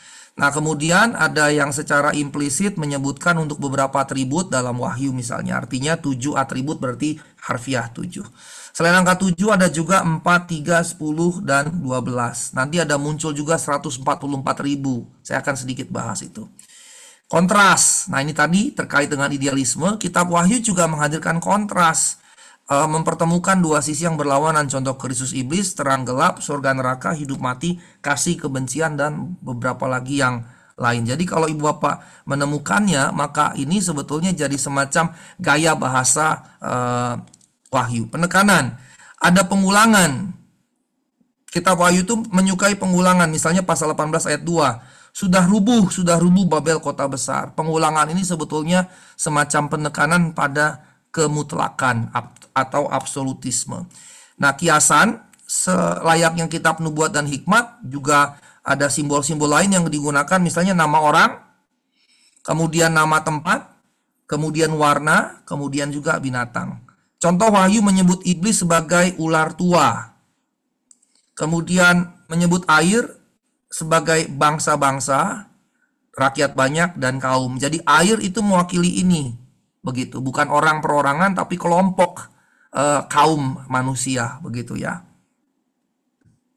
Kemudian kitab Wahyu juga menyebutkan nama beberapa orang, tempat sebagai perlambangan. Antipas, lambang kesetiaan. Bileam, lambang penipuan. Isabel, perzinahan, tapi biasanya bukan perzinahan seksual fisik tapi rohani. Gunung Sion sebagai simbol Yerusalem baru yang turun dari surga. Selain itu ada beberapa warna. Ya, ini warna nih. Yang dipakai kitab Wahyu juga punya makna simbolis. Ada misalnya putih, ada merah, ada hitam, ada emas, dan lain-lain ya. Penggunaannya sebetulnya tidak berbeda dengan penggunaan yang tersirat dalam kitab-kitab baik PL maupun Perjanjian Baru. Misalnya penggunaan warna putih. Dalam Yesaya 1 ayat 18 misalnya, dosa yang merah seperti kain kesumba menjadi putih seperti bulu domba. Ini jelas ya. Maksudnya jelas gitu ya. Dalam Markus 9 ayat 3, pada saat pemulihan Yesus, pakaian Yesus menjadi putih menyilaukan yang di Bukit Transfigurasi. Kemudian dalam kitab Wahyu, jubah orang kudus di sorga berwarna putih. Berarti putih itu dikaitkan dengan kekudusan, kesucian, kemuliaan, keagungan. Penunggang kuda berwarna putih adalah pemenang yang juga diiringi oleh malaikat berpakaian putih menunggang kuda putih. Jadi perhatikan, ini sebetulnya simbolik. Karena menjadi tidak menarik sekali kalau surga isinya cuma warna putih kan. Jadi sangat membosankan, padahal dia tidak membosankan gitu. Jadi putih ini tidak boleh taken literally, nggak boleh diterima secara harfiah begitu ya. Kemudian muncul juga warna-warna lain, ya, ada merah, ada hitam, ada ungu, ada emas. Ya, yang masing-masing ada bisa dicek artinya di dalam perikop tersebut. Tapi tidak semua yang tertulis dalam kitab Wahyu berarti bersifat simbolik. Ada yang sekedar menjelaskan objek tersebut begitu, ya. Nah, ini beberapa contoh lain nih. Saya masuk pada contoh secara lebih spesifik. Kalau tadi serabutan lah gitu, contoh-contoh kecil overall. Sekarang misalnya 7 meterai. Maka 7 meterai dengan penunggang kuda bicara mengenai kejadian di dalam dunia yang pada akhirnya Kristus dan kerajaannya akan menang. Misalnya yang pertama, Injil akan menang sepanjang sejarah. Kedua, peperangan akan berlangsung. Ini ya yang urutan ini nih. Gitu ya, kelaparan akan berlangsung sampai akhir zaman, kematian penyakit merajalela, orang beriman menghadapi kesyahitan sampai akhir, hari besar murka Allah akan tiba, kemudian penghakiman. Jadi kalau kita lihat gambaran dari 7 meterai dengan penunggang kuda, maka ini sebetulnya yang tadi dalam cara membaca apa? Cara membaca yang cross temporal, sudah, sedang, dan masih akan terjadi. Tapi kalau yang ini baru nanti terjadi futuristik gitu atau futurisme gitu ya, kira-kira seperti itu. Nah, berikutnya 144.000. Ini merupakan perkalian 12 dikali 12 dikali 1000. Tapi kalau kita bagi lagi jadi begini, 12 kali 12 kali 10 kali 10 kali 10. Begitu ya, ini 10 pangkat 3. Nah, ini sebetulnya mewakili apa? 12 mewakili 12 suku Israel sekaligus 12 rasul Tuhan. Angka 1000 Ibraninya elef ini bisa berarti harfiah 1000, tapi juga bisa berarti subdivisi. Di bilangan 31 ayat 5, Yosua 22 ayat 14, 21, kemudian 1 Samuel 10 ayat 19, 23 ayat 23, Mika 5 ayat 22. Ini satu unit militer berisikan 1000 orang. Nanti kalau Bapak ingat cerita Yesus mengusir setan di Gerasa Gadara, ditanya kamu siapa? Legion. Legion itu jumlah pasukan dari 2.500 sampai sekitar 6.000. Gitu. Jadi legion itu bukan harfiah namanya sebetulnya, tapi lebih mewakili kepada jumlahnya, termasuk di sini gitu ya. Bisa juga mewakili 1000 orang. 1000 orang berarti satu unit militer dasar di Israel kuno. Sehingga 144.000 yang dimeteraikan adalah 12 unit militer dari 12 suku Israel yang melambangkan seluruh bangsa Israel jadinya. Begitu. Sehingga tadi saya katakan 12 kali 12 kali 10 kali 10 kali 10 berarti penyelamatan bangsa Israel yang sempurna. Jadi bangsa Israel secara utuh diselamatkan. Ini bicara apa? Bicara pengharapan mereka. Sebagai orang Yahudi yang menjadi Kristen, mereka justru tidak menginginkan orang Yahudi bukan Kristen binasa justru. Mereka tidak menginginkan kemudian masuk neraka dihukum oleh Kristus, tidak. Justru harapan Yahudi Kristen adalah orang Yahudi lain pun juga diselamatkan. Kira-kira seperti itu. Dan ini menarik ketika orang Yahudi Kristen dianiaya oleh sesama orang Yahudi, diusir, dibuang oleh sesama orang Yahudi. Di Kisah Rasul kan jelas sekali. Tapi mereka justru berdoa dan mengharapkan segenap bangsanya diselamatkan gitu. Dan ini sebetulnya nasionalisme yang baik gitu ya. Dan karena kita juga harus memiliki nasionalisme ini gitu ya. Nah, kemudian meterai ini bicara tentang Roh Kudus. Karena di Efesus 1 ayat 13-14 dikatakan orang yang percaya dalam dirinya dimeteraikan Roh Kudus. 7 trompet ini kumpulan besar banyak orang yang satu kesatuan dengan 144.000 orang yang dimeteraikan. Kemudian kumpulan besar banyak orang ini berasal dari segala suku, bangsa, dan bahasa. Jadi angka ini bukan orang yang nanti masuk surga. Dari sekian puluh miliar total manusia yang hidup, masa cuma segini yang masuk surga? Tapi ada loh kelompok sekte tertentu kekristenan yang bilang ini orang Kristen cuma segini nih yang masuk. Surganya sempit sekali gitu. Ya kan? Ini satu kecamatan loh, kecamatan Bintaro tuh kecamatan ya. Kecamatan Bintaro aja jumlahnya udah lebih dari segini. Masa surga segini isinya? Kira-kira seperti itu. Berikutnya, surat kepada 7 jemaat. Ini tadi saya sudah singgung sedikit. Ya, ini sebetulnya awalnya sangat mungkin terpisah, tapi kemudian dikirimkan dan digabungkan. Nah, di situ ada malaikat dari angeloi. Dan menurut Origenes ini malaikat pelindung. Tapi kemudian pakar-pakar yang lain berkata, mulai dari seorang bapak gereja sampai sekarang, ini bukan malaikat pelindung. Ini sebetulnya bicara para uskup atau episkopoi yang menjadi penilik supervisor untuk gereja-gereja itu di tiap kota itu gitu. Dan ini berarti apa ya, pemimpin gereja, termasuk misalnya Pak Yohanes ABS. Jadi ini bicara sebetulnya surat yang ditujukan kepada pemimpin 7 gereja ini gitu. Ya, kira-kira gitu. Jadi antara katakanlah rasul, kalau memang rasul, kepada di bawahnya, tapi level uskup gitu, level penilik, pemimpin umat begitu. Jadi dibacanya bukan angeloi, bener-bener angeloi, malaikat. Sebab ngapain Yohanes nulis kepada malaikat gitu, kan lucu gitu ya. Nah, berikutnya ini juga contoh yang saya pikir penting, karena saya tidak bisa menjawab semua simbol, tapi paling tidak Ibu Bapak sudah mendapatkan gambaran bagaimana membaca simbol-simbol itu. Di Wahyu 17 ayat 1-18 ada pelacur dan binatang besar atau binatang monster gitu ya. Bagian ini memberikan gambaran mengenai Babel dan Roma sebagai gambaran kekuasaan jahat. Setiap kekuasaan yang zolim dapat masuk dalam kategori ini menjadi musuh Allah. Dalam gambaran yang ada di sini, Ibu Bapak yang terkasih, dalam gambaran ini ada pelacur, di atasnya ada monster besar, tapi kemudian ada 7 bukit gitu, ya, ada 7 bukit. Kemudian kita mungkin bingung dan gambarannya mengerikan, tapi sebetulnya bagi mereka mudah sekali. Kenapa? Karena gambaran ini sebetulnya gambaran Romawi. Kenapa? Ada koin perunggu, koin mata uang Romawi, koin perunggu, berisikan 7 bukit yang di atasnya ada perempuan. Dan itu menggambarkan Roma. Perempuan itu goddess of wisdom. 7 bukit itu adalah 7 wilayah yang dikuasai oleh Kekaisaran Roma. Maka Wahyu 17 ayat 1-8, pelacur dan monster besar ini siapa? Roma. Dan orang-orang Kristen saat itu ngerti banget yang dimaksud itu Roma gitu. Jadi bukan sesuatu yang absurd, yang ngeri gitu. Ada perempuan yang gagah, perkasa, berkuasa atas monster besar. Bukan gitu ya. Jadi itu simboliknya ke Roma. Nah, berikutnya ini yang terakhir, karena 15 menitnya kayaknya juga udah lewat. Angka 666 punya makna yang signifikan bagi sebagian kelompok, kalau tidak semua kelompok Kristen.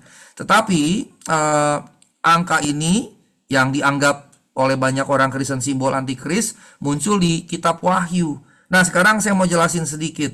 Kita punya PP berbahasa Yunani itu banyak. Salah satunya TR, Textus Receptus. Dari sinilah terbit King James Version. Jadi King James Version terjemahan dari Textus Receptus ya.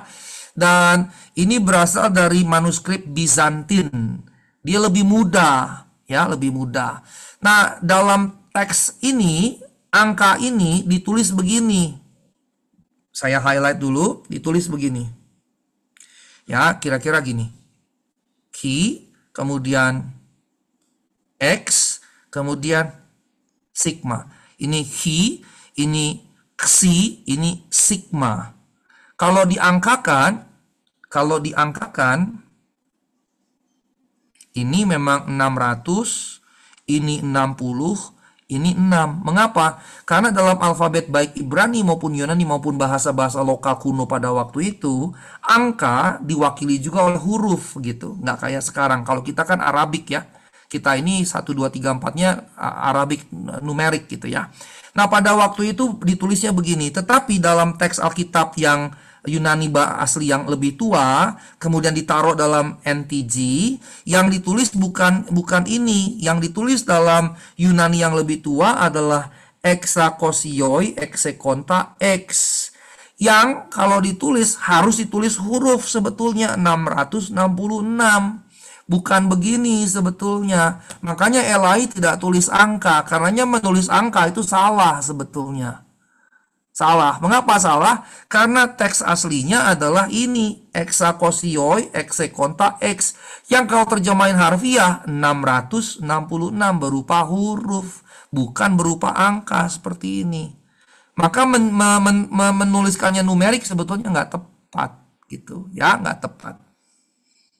Nah, berikutnya masih ada sedikit terkait dengan ini. Ini adalah angka dalam baik Ibrani maupun Yunani yang kemudian menjelaskan jumlahnya. Kalau saya paling gampang Yunani ya, kalau Ibrani ibu bapak mungkin lebih sulit. Ini huruf sebentar. Ini huruf A, alfa, ya. Ini S, sigma. Kemudian ini iota. Kemudian ini gamma. Kemudian ini omikron.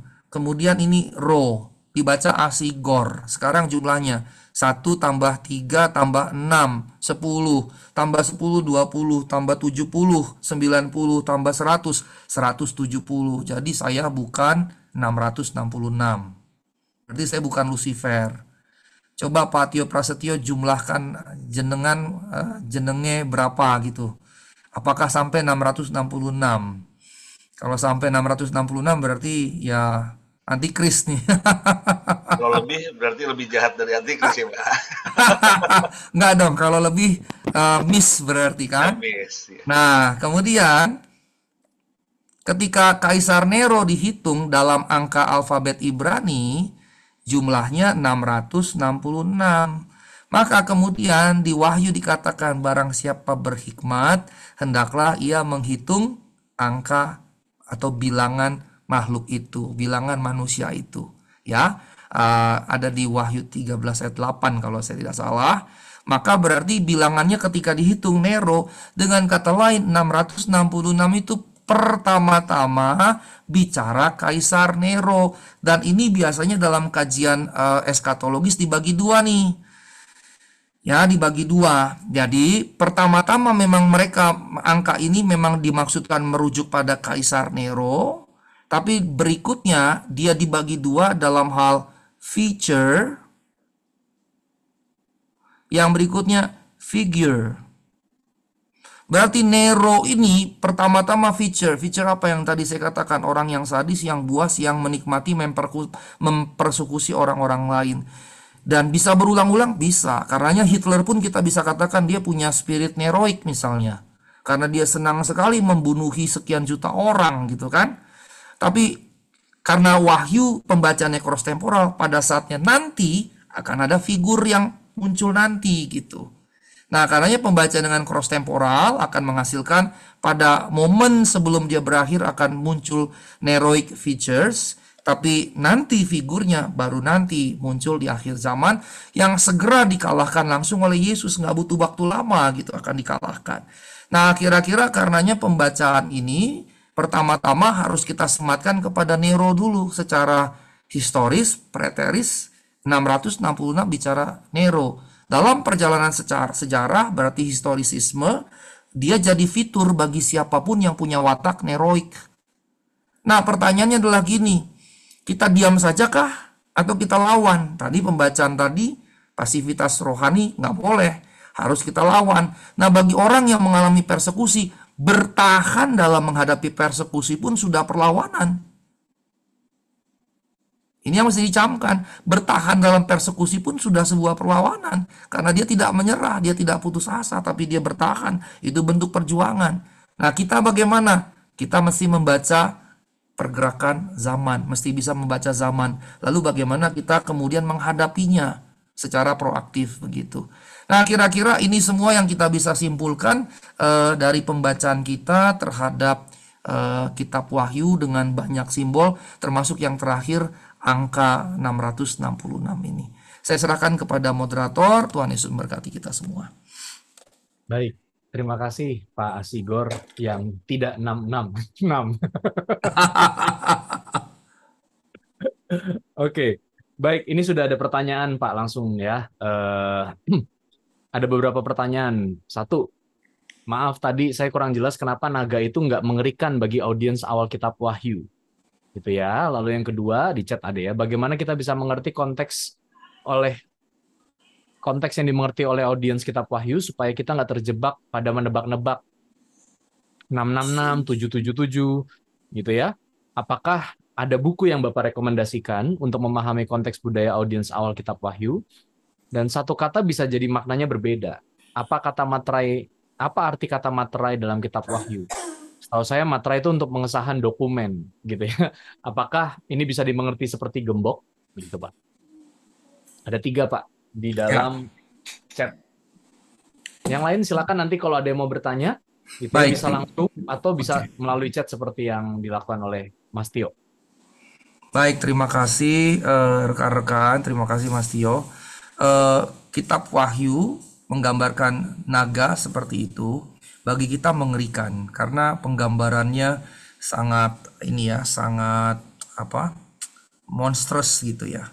Tapi bagi orang pada zaman dulu sebetulnya dia lebih mewakili satu konsep apa? Chaos, kekacauan gitu. Jadi naga itu lebih menggambarkan kehancuran, kekacauan. Jadi ketika naga datang dia menghancurkan. Jadi rupanya di dunia ini Indonesia termasuk nih, Indonesia termasuk gambaran yang ada dimiliki Indonesia ini termasuk gambaran yang digunakan, dan di Indonesia lebih nggak menakutkan, naga sebagai pelindung juga ternyata. Kalau di Cina eh, nenek moyang yang melindungi gitu ya dia gitu ya.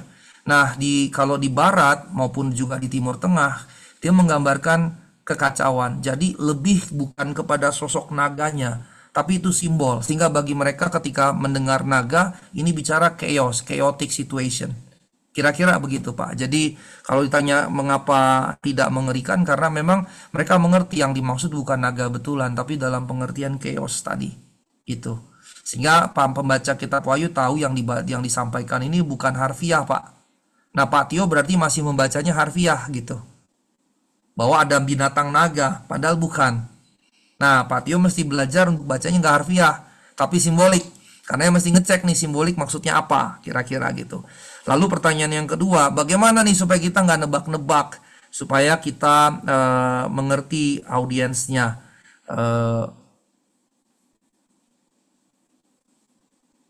Misalnya 666 itu adalah 777, 7 yang diulang 3 kali artinya gagal.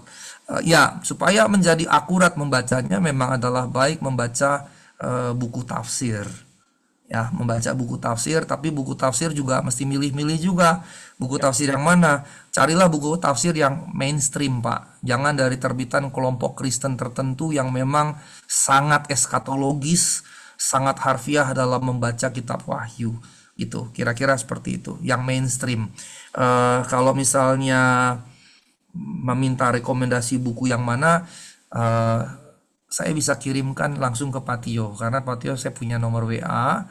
Kalau berkenan Bapak bisa share kepada teman-teman yang lain ya. Nanti saya kalau perlu saya kirimin saja, karena saya biasa kalau ngajar saya punya folder di Google Drive. Dan saya bagi-bagi, saya kelompok-kelompokkan. Nanti saya taruh saja khusus ada The Book of Revelation di situ. Saya kirim ke Pak Tio, linknya bisa di-download gratis. Ya, itu ya, nanti saya kasih ke Bapak. Jadi silakan gunakan saja. Dan ini baik, berarti Pak Tio sudah mau mentradisikan rajin baca buku. Karena memang umat yang baik, umat yang membaca buku, gitu ya. Tapi kalau Pak Tio-nya sudah baca buku, Pak Yohanes harus lebih sering lagi baca bukunya. Kalau perlu kuliah lagi S2 gitu kan? Udah, Pak. Oh, sudah. Iya, S3. Oh, S3 kalau begitu. Oke, berikutnya satu kata bisa menjadi maknanya berbeda. Apa kata meterai dalam kitab Wahyu? Meterai untuk pengesahan dokumen secara hukum negara. Ya, betul. Meterai untuk pengesahan. Karenanya berarti pemaknaannya adalah ketika meterai berarti disahkan. Contohnya Efesus 1:13, ketika kita percaya Roh Kudus dimeteraikan. Bukan berarti kemudian ada materai harfiah gitu kan, tapi Roh Kudus hadir dalam diri kita menjadi pengesahan bahwa kita adalah anak Allah gitu kan. Kira-kira begitu. Jadi memang terkait dengan itu. Kemudian apa yang dimengerti seperti gembok tidak, lebih memang pengesahan seperti itu, dimeteraikan berarti disahkan begitu. Dalam konteks apa? Mesti melihat konteks tadi. Kalau dalam penggunaan meterai di Efesus misalnya itu bicara tentang pengesahan. Kalau dalam 7 meterai di yang tadi itu, maka itu terkait dengan periodisasi. Periodisasi ada 7 kejadian tadi. Ketika kejadian itu meterainya dibuka, maka itu terjadi. Jadi itu seperti ya pelaksanaan mula atau pengesahan untuk pelaksanaan, kira-kira begitu. Dan itu bahasa simbolik pada zaman itu yang juga zaman sekarang kita gunakan, gitu ya. Kenapa angka 7 dianggap sempurna bagi umat Yahudi saat itu? Karena alam semesta diciptakan dalam 7 hari penciptaan. Alamnya diciptakan 6 hari, dan di hari ke-6 itu manusia. Maka biasanya 6 dikaitkan dengan manusia. Makanya bilangan manusia itu kan manusia 666. Dan kemudian merujuk pada Nero. Dan ini sebetulnya semacam eh, kecocokan yang kebetulan sebetulnya, atau kita bisa bilang kecocokan yang memang dicocokkan. Artinya bahwa orang itu 666 ya cuma manusia begitu. Dia tidak ada aspek deity-nya, tidak ada aspek ilahinya. Sementara angka 7 penciptaan, hari ke-7 apa yang terjadi? Allah beristirahat dan juga mewakili kesempurnaan ciptaannya, karena sudah sempurna hari ke-7 dia beristirahat. Sehingga orang Yahudi akan mengidentifikasi angka 7 pada 2 poin tadi yang sebetulnya berkaitan kepada Allah, kepada kesempurnaan, karena hanya Allah yang sempurna, hanya Allah yang tidak berubah gitu. Kira-kira seperti itu sebabnya. Kalau yang ditampar pipi kanan berikan pipi kiri pada saat ini bukan harfiah. Kalau kita tampar pipi kanan kasih pipi kiri, tidak boleh harfiah. Karena kalau harfiah justru kita salah memahami teks itu. Yang terjadi kayaknya Pak Darta ini lumayan besar badannya nih. Kalau saya ditabok sama Pak Darta pipi kanan, saya kasih lagi pipi kiri, saya jamin gigi saya pasti copot gitu. Pasti. Tuhan nggak ngajarin gitu. Tuhan nggak ngajarin. Jangan sampai salah membaca begitu. Kalau kita membacanya seperti itu, kita justru jatuh ke dalam kebodohan yang disebabkan pembacaan yang terlalu kaku, ekstrim harfiah. Tetapi justru jadi keliru karena mengabaikan konteks. Kalau gitu gimana? Konteksnya harus kita lihat. Kalau sekarang ibu bapak mesti memahami yang Yesus maksud perlawanan kekerasan. Kalau ada orang berbuat jahat, misalnya nih Pak, ini contoh nih, ada yang pernah bertanya, apakah contohnya kira-kira gini Pak Pendeta Sigor, kalau rumah bapak dimasuki maling, terus maling hendak memperkosa bapak, istri bapak misalnya, terus apakah kita diam saja? Enggak, kita harus lawan, kan gitu. Ya kan? Tapi misalnya nggak, sebisa mungkin nggak membunuh, tapi melumpuhkan boleh gitu. Tidak untuk membunuh, misalnya seperti itu. Contoh ekstrim, karena pernah ada yang nyampain begitu, karena kasih nggak boleh dong, akhirnya membiarkan istrinya diperkosa. Itu konyol kalau kayak gitu. Itu bukan tafsiran yang tepat terhadap itu. Lalu bagaimana? Contohnya nih, Mahatma Gandhi. Ini yang paling saya suka contohnya. Bagaimana dia mengusir penjajah Inggris dari negerinya dengan mendemo penjajah Inggris. Ya, dengan apa? Duduk di depan kantor penjajah berhari-hari, berminggu-minggu, dengan dia duduk di situ tanpa melakukan tindakan kekerasan. Inggris malah kemudian tergeser dengan cara-cara seperti itu. Mahatma Gandhi bukan Kristen karena dia tersandung oleh white Christians dan gak mau jadi Kristen. Tetapi dia justru melakukan apa yang Kristus ajarkan di situ. Nah, kalau gitu gimana dalam konteks kita kini? Konteks kita bisa beda-beda sekarang. Kita mesti mendalami, memahami konteks kita, lalu dengan itu bagaimana kita melakukannya tanpa kekerasan. Saya pernah mengkritik salah satu lembaga muda Kristen Indonesia di Jakarta gitu, ketika demo beberapa waktu yang lalu bakar-bakaran gitu. Ada gerakan mahasiswa yang menamakan dirinya Kristen gitu, kemudian ikut demo itu bakar-bakaran sampai kemudian mengibarkan bendera, ada salibnya di depan halte busway yang terbakar. Dan dari kerusuhan itu, waktu itu ada satu gereja yang habis terbakar di daerah Senen. Itu contoh yang tidak baik sama sekali. Itu perlawanan penuh kekerasan. Maka Tuhan tidak mengajarkan perlawanan penuh kekerasan. Tapi Tuhan tidak mengajarkan juga pasif. Karena pilihannya jadinya bukan fight or flight. Bukan. Pilihannya bukan pasif atau agresif. Bukan. Pilihannya adalah menjadi proaktivitas. Lalu konkretnya harus kita renungkan, refleksikan di tiap konteks yang bisa beda-beda gitu. Jadi yang disampaikan Yesus itu sebetulnya prinsip. Gitu ya, bukan tindakan praktis, tapi prinsip. Oke. Selanjutnya, Pak Sigor, saya peserta KTD dan VPK di mana Pak Sigor pernah memberikan materi juga termasuk kitab Wahyu dan teknik menafsir Alkitab untuk berkhotbah.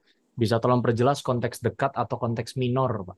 Oh, salam jumpa kembali Pak Pak Joni. Iya Pak Joni, terima kasih. Konteks dekat itu misalnya kalau saya mau menafsir Markus 2 ayat 1 sampai 12, Yesus menyembuhkan orang lumpuh yang digotong oleh 4 orang, maka saya mesti melihat perikop sebelumnya dan melihat perikop sesudahnya. Mengapa? Karena misalnya pasal 2 ayat 1, setelah beberapa hari Yesus datang lagi ke Kapernaum.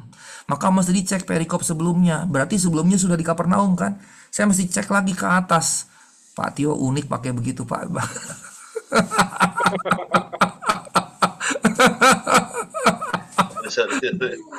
Itu tanda-tanda sudah uzur itu, Pak.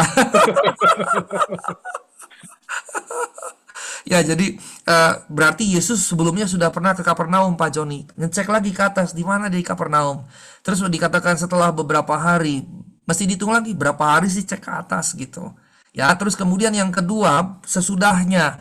Perikop sesudahnya itu berkaitan. Kenapa? Karena perikop sebelum, perikop sekarang yang kita baca dan perikop sesudahnya itu benang merah.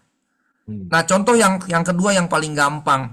Yesus bertanya begini, menurut orang banyak siapa aku? Petrus menjawab, ada yang bilang Yohanes Pembaptis, ada yang bilang Elia, ada yang bilang ini, salah satu dari para nabi. Terus Yesus tanya lagi, menurut kalian siapa? Petrus bilang, engkau adalah Mesias.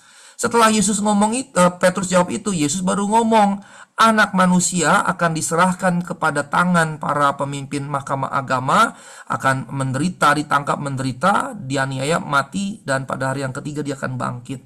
Setelah Yesus ngomong itu, Petrus bilang, menarik Yesus ke pinggir, Petrus bilang, sekali-kali Allah tidak akan membiarkan itu terjadi padamu.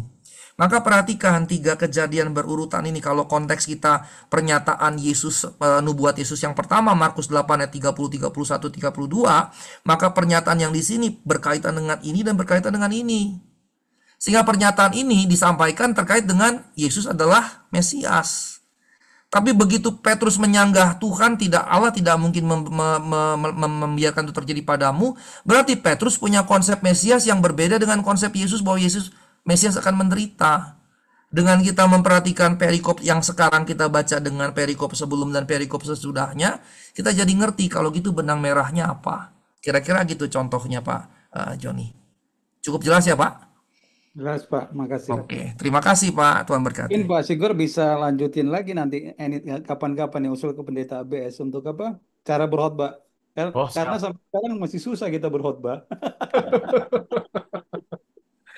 Oke, baik Pak. Nanti akan kita rencanakan berikutnya. Oke, ini ada satu pertanyaan lagi dari Bu Iin. Pak, bolehkah saya katakan bahwa kitab Wahyu hanya untuk wawasan dan pengetahuan buat kita audiens yang tinggal di zaman ini, tapi bukan premonition mengenai kiamat. Lalu apakah kiamat benar eksis atau apakah kematian adalah kiamat bagi orang itu? Baik. Tidak persis demikian. Tadi saya menyarankan cross temporal reading, pembaca lintas waktu. Artinya ada bagian yang sudah terjadi. Misalnya nih contohnya, ketika bicara di Wahyu pasal 12 tentang perempuan dan anak, maka tafsir ada 2 tuh. Perempuan itu pertama bisa Israel, bisa Maria, tapi yang anak sudah pasti Mesias. Kenapa perempuan bisa Israel atau Mesias atau Maria? Intinya yang melahirkan, menghadirkan Mesias. Jadi secara ras bisa Israel, secara personal bisa Maria. Tapi tidak mungkin gereja gitu, karena gereja tidak melahirkan Mesias. Mesias justru yang melahirkan gereja gitu. Jadi tidak bisa ditafsir Mesias. Nah, tafsir gereja. Nah, karenanya berarti sudah terjadi. Sudah dong gitu. Itu sudah terjadi. Karenanya dia jadi preteris. Kemudian beberapa kejadiannya juga sudah terjadi, tetapi beberapa kejadian yang di 7 meterai 7 penunggang kuda, ada yang sudah, sedang, dan masih akan terjadi. Karenanya jadi cross temporal reading.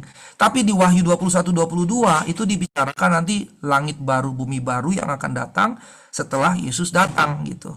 Nah, berarti dengan kata lain Wahyu 21-22 itu dibacanya mesti futuristik.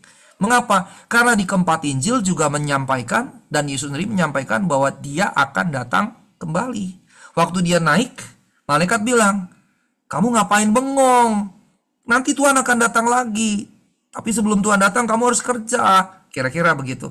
Nah, jelas sekali baik Yesus maupun Injil, keempat Injil secara keseluruhan menegaskan Yesus akan datang kembali. Nah, dalam pengakuan iman kita, bagian kedua, aku percaya kepada Yesus Kristus, anak tunggal Tuhan kita yang dikandung oleh pada Roh Kudus, lahir dari anak Maria, yang menderita sengsara di bawah pemerintahan Pontius Pilatus, mati dan dikuburkan, pada hari yang ketiga bangkit dari antara orang mati, naik ke surga, dan duduk sebelah kanan Allah Bapa. Dan dari sana kelak akan datang untuk Sehingga dengan kata lain, itu juga kemudian menjadi formulasi pengakuan iman Kristiani bahwa dia akan datang kembali gitu. Sehingga kedatangannya jelas juga sebagai sebuah pengharapan mesianik dan apokaliptik bagi kita sekalian. Berarti juga bicara masa depan. Kiamat, ya tetap kiamat juga ada. Hanya persoalannya gini, dalam dunia eskatologi kiamat itu dibagi dua. Ada yang destruktif, ada yang restoratif. Nah, kalau baca kitab Wahyu, Ibu Bapak, Yerusalem turun dari surga ke bumi. Berarti buminya lenyap? Tidak. Buminya ada, tapi kemudian Yerusalem dari yang baru, surgawi, turun dari surga ke bumi. Berarti buminya tidak dihancur lenyapkan, tetapi dibaharui. Karenanya eskatologi yang saya yakini sebagai dosen PB adalah eskatologi yang restoratif, dibaharui gitu. Nah, apakah kiamat eksis? Jangankan dalam Alkitab, dalam ilmu astronomi, astrofisika saja, matahari kita misalnya menurut sebagian pakar usianya tinggal setengah, walaupun tentu tidak hitungan tahun, tapi miliaran tahun sudah tinggal setengahnya. Tapi intinya toh akan ada saatnya lenyap gitu. Nah, kalau kita pakai teori itu saja, kalau matahari tiba-tiba matahari habis gitu, lalu bumi bagaimana? Kacau kan? Saling tabrak-tabrakan, dan itu juga bisa kita klaim sebagai kiamat kan, gitu ya. Nah, apakah kematian adalah kiamat bagi orang itu? Ya, akhir zaman bagi saya adalah kematian saya. Akhir zaman personal, karenanya ada dua, akhir zaman universal, akhir zaman personal. Tapi persoalan adalah gini, kita seringkali memahami kematian menakutkan, ya kan? Seharusnya kematian tidak menakutkan. Mengapa? Kematian adalah titik di mana kita berjumpa dengan pencipta kita. Gitu. Dan seharusnya tidak menakutkan. Persoalannya adalah begini, kita memberi nilai terhadap dunia materi ini terlalu tinggi, sehingga kita kemudian menaruh jelek sekali tentang dunia di balik kematian gitu. Itu yang pertama. Yang kedua, kita nggak tahu setelah kematian ada apa kan kita nggak ada yang tahu, karena yang mati nggak pernah ada yang balik kembali gitu. Tetapi berita firman Tuhan kan jelas gitu ya. Berita firman Tuhan jelas. Di balik sana ada Kristus. 1 Tesalonika 4 ayat 13-15, kita dikumpulkan Allah bersama dengan Kristus untuk menanti kebangkitan kita nanti. Kan gitu. Kalau kebangkitan kan di pengakuan iman bagian yang ketiga. Ya kan? Kebangkitan, kalau GKI kan kebangkitan orang mati, ya kan? Kalau HKBP kebangkitan daging. Kalau sebagian gereja Injili kebangkitan tubuh. Gitu. Kemudian kehidupan yang kekal. Nah, itu adalah pengharapan kita. Justru itu Alkitabiah, dan karenanya diformulasi dalam pengakuan iman rasuli supaya kompak gitu. Tapi jabarannya panjang lebar di Alkitab kita ada. Kira-kira begitu. Oke. Baik. Ya, terima kasih. Ini mungkin pertanyaan terakhir Bapak Ibu ya, sebelum nanti kita menutup. Tapi kalau misalnya ada satu lagi setelah pertanyaan Mas Tio, silakan, supaya kita tidak selesai terlalu malam. Dan ini pertanyaannya, Pak, saya dengar ada sebagian Kristen yang memaknai sorga itu tidak abadi. Yang dinanti-nanti adalah Yerusalem baru, akhir zaman universal, bukan personal. Menurut Bapak gimana? Apakah Yerusalem baru itu sama dengan sorga atau beda? Apakah simbol atau konkret? Saya jadi teringat dengan skripsi saya ini, Pak Sigor. Tapi sama Pak Bambang ya? Ya, Wahyu 21, Pak. Sama Pak Bambang ya? Betul. Oke. Jadi gini, pertama prinsipnya apa itu sorga itu dulu. Itu dulu yang paling penting dibahas. Dalam perjanjian lama, kita mati hanya masuk Hades. Hades itu dunia orang mati. Tapi tidak bisa bilang itu sorga atau neraka. Dalam perjanjian lama, sorga hanya disebut sebagai tempat kediaman Allah. Sehingga dengan kata lain, sorga dikaitkan dengan presensi Allah. Begitu. Karenanya ketika ditanya sorga kekal, tapi kekekalannya tidak pada dirinya sendiri. Kekekalan sorga karena dia melekat pada presensi Allah. Sehingga dengan kata lain, di mana Allah berada itu surga sebetulnya. Itu prinsip yang pertama dulu. Surga melekat pada presensi Allah, tidak terpisah gitu. Kalau kita memahaminya terpisah dan jadi lokus tempat tertentu, itu jadi tidak pas sebetulnya. Tapi saya juga tidak setuju dengan surga sebuah rasa, perasaan, suasana. Tidak, surga adalah Allah itu sendiri. Sebab kalau kita bilang surga itu suasana, kita menyingkirkan Allah dari surga. Kita sebut surga tempat juga menyingkirkan Allah dari surga. Kita menyebut surga suasana, kita menggeser Allah keluar dari surga. Padahal surga melekat pada diri Allah itu sendiri gitu.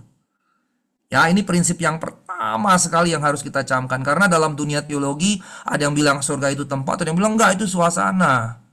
Dan menurut saya dua-duanya justru menyingkirkan Allah di dalamnya. Apa gunanya surga sebagai tempat kalau tidak ada Allah di situ? Apa gunanya surga sebagai suasana kalau tidak ada Allah di situ, kan gitu. Sementara Wahyu menegaskan, Wahyu 22 skripsinya Pak Yohanes, di situ jelas tidak ada lagi bait Allah di surga. Kenapa? Allah jadi baitnya sendiri, kan gitu. Itu poinnya sebetulnya. Nah, karenanya kekal tidak. Kalau dikaitkan dengan Allah ya pasti kekal. Kan begitu, ya. Nah, karenanya saya memahami pembacaan saya terhadap kitab Wahyu, Yerusalem surgawi, Yerusalem baru turun dari surga, itu bicara pada ekstensi surga yang tadinya terpisah dari bumi. Pada momen itu surga mencakup segenap alam semesta. Karenanya di situ tidak ada lagi kejahatan, tidak ada lagi sakit penyakit, tidak ada lagi kematian segala macam.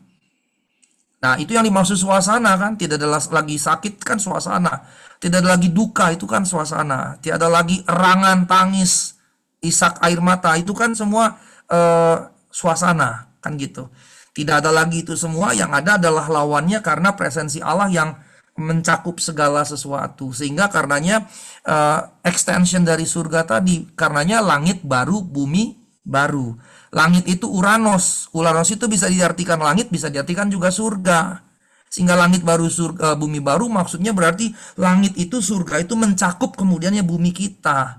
Nah, bumi kita ini tidak dihancurkan, tapi dibaharui. Dibaharui dalam hal apa? Dalam hal-hal yang buruk tadi dilenyapkan. Maka kalau kita bandingkan ke Yesaya, Pak, 65-66 itu indah sekali.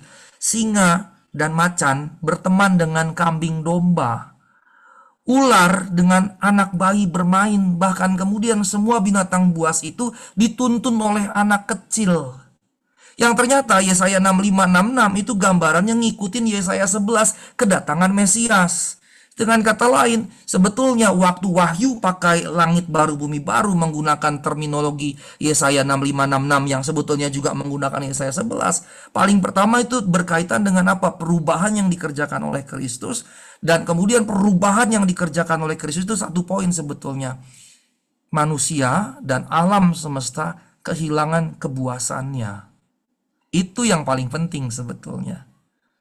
Kehilangan potensi berbuat jahat, kehilangan potensi untuk buas, kehilangan potensi untuk jadi homo homini lupus, serigala bagi sesamanya dan bagi semesta alam gitu.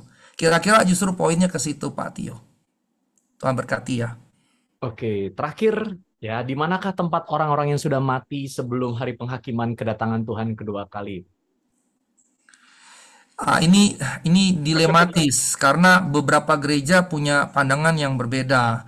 Ada dua, jadi saya tidak akan menyebutkan yang mana persisnya ya, tapi ada dua. Yang pertama, manusia terdiri roh, jiwa, dan tubuh, trikotomi, tapi satu kesatuan. Karena satu kesatuan, maka mati seutuhnya. Itu yang pertama. Dan karenanya dibangkitkan kembali nanti. Begitu. Nah, yang kedua, menurut 1 Tesalonika pasal 4 ayat 13-15, ketika kita mati dikumpulkan oleh Allah bersama dengan Kristus. Yang berarti berada di mana Kristus berada sekarang. Nanti pada hari kebangkitan dibangkitkan jadi manusia seperti sekarang lagi dalam kehidupan yang dibaharui. Paling tidak ada dua pandangan ini gitu. Ya, saya hanya jelaskan dua pandangan ini. Kalau saya ditanya, saya lebih prefer karena saya biblika, saya dosen PB. Saya lihat dari 1 Tesalonika 4 ayat 13-15. Saya bersama dengan Kristus ketika saya mati, begitu. Dan perkataan Yesus kepada orang yang di sebelahnya yang berkata, ingatlah aku pada saat kau datang dalam kemuliaanmu sebagai raja. Yesus bilang, hari ini juga engkau bersama dengan aku di taman Firdaus, gitu. Ya, jadi kira-kira ada dua pandangan seperti itu. Kira-kira begitu Ibu Iin. Terima kasih, Tuhan berkati. Saya serahkan kepada Pak Yohanes. Baik, terima kasih Pak Sigor. Ini menjadi sesuatu yang menarik buat kita semua berkaitan dengan kitab Wahyu. Mentang-mentang di akhir jadinya sesuatu yang kadangkala tidak dibaca begitu ya, atau yang membacanya juga ini maksudnya apa sih, kok banyak gambaran figuratif, gambaran-gambaran yang membuat kita rasanya ini asing. Tetapi ketika sudah dijelaskan oleh Pendeta Sigor, kita ditolong untuk melihat lebih dalam lagi kekayaan sastra apokaliptik itu sendiri. dan bagaimana cara-cara membacanya. Nah, Bapak Ibu sekalian, kami berharap dari bidang pembinaan beserta dengan tadi Gemas begitu ya, gerakan kita bersama-sama menghayati, mendalami, dan juga menemukan inspirasi-inspirasi kebaikan, kebenaran dari firman Tuhan menjadi sesuatu yang terus kita hidupi. Begitu ya. Jadi, kalau saya boleh menyimpulkan, ya walaupun sebenarnya cuma merangkum saja, bahwa kitab Wahyu ini menjadi sastra apokaliptik yang perlu kita temukan makna di balik segala simbolik. Kita melihat itu secara historis, mengkaitkannya dengan konteks, tapi juga memaknainya dalam konteks kekinian, agar kita tidak terjebak pada simbolisme, ataupun juga pembacaan secara letterlek gitu ya, apa yang tertulis tetaplah tertulis. Padahal di balik itu, ada makna pesan yang jauh lebih powerful, dan itulah juga firman Allah.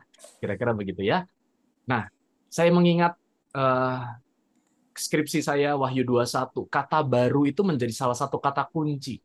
Kenapa? Karena kata baru yang dipakai dalam Wahyu 21 adalah kainos, bukan neos. Ya, jadi benar apa yang disampaikan Pendeta Asigor bahwa penghayatan akan surga atau Yerusalem baru yang turun dan mene menjadi tinggal itu menjadi sebuah restoratif. Ya, perbaikan. Di mana Allah ingin zaman yang penuh dengan penderitaan berakhir. Jadi akhiri zaman itu, ya, sembari kita menunggu akhir zaman yang sesungguhnya seperti apa. Sehingga itulah yang menjadi kekuatan bagi kita sebagai orang Kristen, sekalipun di dalam penderitaan, kita tetap punya pengharapan dan juga keyakinan Allah akan selalu mengakhiri zaman penuh dengan penderitaan. Tidak ada penderitaan yang kekal, tetapi hanya ada Allah yang kekal. Demikian yang bisa saya simpulkan. Sebelum kita mengakhirinya, mari kita berfoto dulu ya Mas Tio ya. Ya, tolong Bapak Ibu dinyalain kameranya, kita berfoto Belum nanti bersama-sama. kami akan menyampaikan informasi berkaitan Gemas PL lanjutan. Terutama yang anak-anak katekisasi ya sebagai bukti absen ya. Iya, Yang HBS. benar. Sebagian besar juga teman-teman katekisasi, karena di kurikulum 2022 kami memasukkan Wahyu 21 sebagai salah satu pembelajaran. Nah, ini betul pas kebetulan, bukan kebetulan, memang sengaja. Ayo, abis saya tadi katekisasi Pak Sigor jam 7 sampai jam 8, langsung kita seabrek ke sini. Biar langsung dengar dari ahlinya. Pak Sigor ini pernah, maksudnya ini kan GKI banyak kan, pernah kita undang dalam persidangan majelis klasis untuk sekalian pengembangan penatua. Karunia Roh, Betul. Pak, kalau masih ingat. Iya, betul, di Bintaro. Ingat saya. Iya. Betul. Pendeta Tohom waktu itu yang. Iya, betul. Oke, apakah ada yang masih bisa open cam, Bapak Ibu? Mungkin sudah sambil rebahan ya. Oke, ini hujan-hujan begini di sini. Di sana hujan, Bapak Ibu? Hujan. Yuk, hujan ya. Oke, silakan Mas Tio. Oke. Mas Tio 1 frame atau berapa di sana? 2 frame. Oke, saya 1 frame. Ayo, Mas Tio dulu baru saya ya. Ya, oke, siap ya. 1, 2, cheese. Sekali lagi, cheese. Oke. Mas Abes silakan.